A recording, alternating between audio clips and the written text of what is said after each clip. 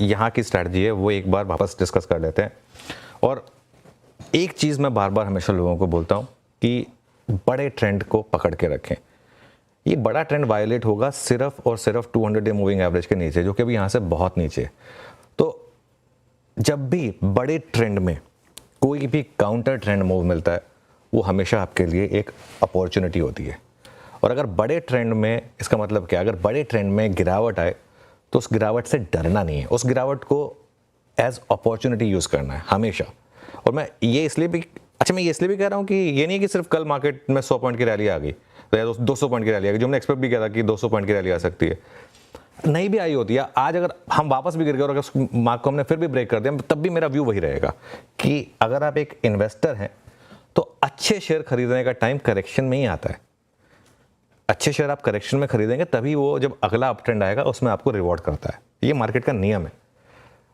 अगर आप ट्रेडर हैं तो आप स्क्रीन को रिस्पेक्ट करिए, ट्रेंड के साथ रहिए, वो अलग बात है। लेकिन अच्छे शेयर खरीदने का वक्त करेक्शन में होता है, जो हमने पिछले 6-7 दिन में देखा, या हो सकता है आगे भी देखने को आपको मिल जाए। ट्रेडर अगर आप हैं तो ट्रेडर को दो तरीके की मार्केट होती है, एक होती है ट्रेंडिंग मार्केट, एक होती है चॉपी मार्केट। ट्रेंडिंग मार्केट में भी एक अप ट्रेंडिंग मार्केट, एक डाउन ट्रेंडिंग मार्केट। आपको दोनों तरफ की ट्रेड्स लेनी चाहिए। जैसे पिछले 4-5 दिन में ट्रेडिंग स्ट्रैटेजी थी कि सेल ऑन रैली, कल से वो स्ट्रैटेजी बदली बाय ऑन डिप्स।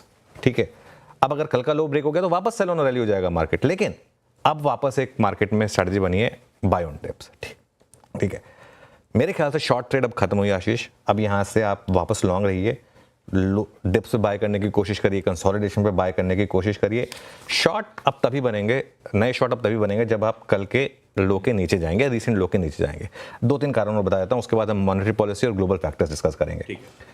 बाजार अब काफ़ी हल्का हो चुका है। जब हमने सीरीज की शुरुआत की तो हमने ये चीज़ कही थी कि मार्केट बहुत ओवरबॉट है, बहुत ज़्यादा लॉन्ग्स हैं। लेकिन ये मार्केट सिर्फ इसलिए नहीं गिरेगा कि बहुत ज़्यादा लॉन्ग्स हैं, इसको कोई ना कोई ट्रिगर चाहिए। वो ट्रिगर मार्केट को मिल गया, ठीक है, उसकी वजह से मार्केट गिर गया।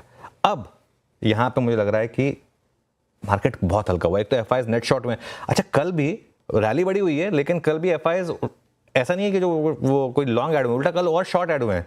जब सेटअप पे आएंगे तो एक्सप्लेन करूंगा। तो अभी भी इस रैली पर बिलीफ नहीं है लोगों का।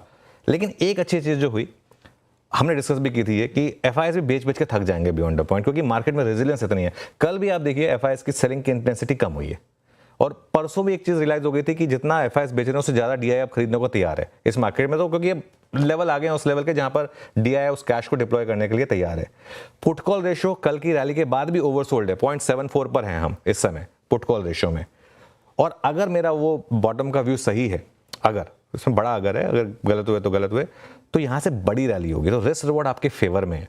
अगर आप एक्सपेक्ट कर रहे हैं कि निफ्टी में 1000 पॉइंट की रैली, बैंक निफ्टी में 2 से 3000 पॉइंट की रैली, तो रिस्क रिवॉर्ड जो है ना वो आपको 4:1, 5:1 का है ऑलमोस्ट पोजिशनल ट्रेडर के लिए।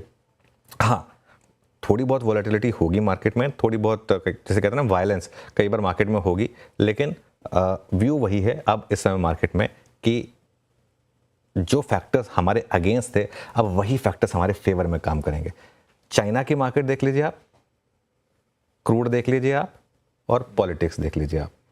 3 फैक्टर थे जिन्होंने इस मार्केट को परेशान किया था, और ये तीनों के तीनों फैक्टर एक बार वापस प्ले कर दीजिए। तीनों फैक्टर्स, क्रूड, चाइना का मार्केट दिखाइए 77.28 पर, और कल हम 79 तक थे, आज 77, तो $2 और एडिशनल यहाँ पर आपके ऐड हुए।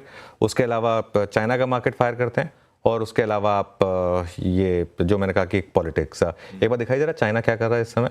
ये कुछ चीज़ें एकदम रेडी होनी चाहिए, अब एकदम ऑन द स्पॉट फायर हुआ और आ जाना चाहिए। चाइना देखिए अब इस समय कहाँ पर है, और ये करीब 4.25% नीचे इस समय आपको ट्रेड करता हुआ दिखाई देगा। ओके।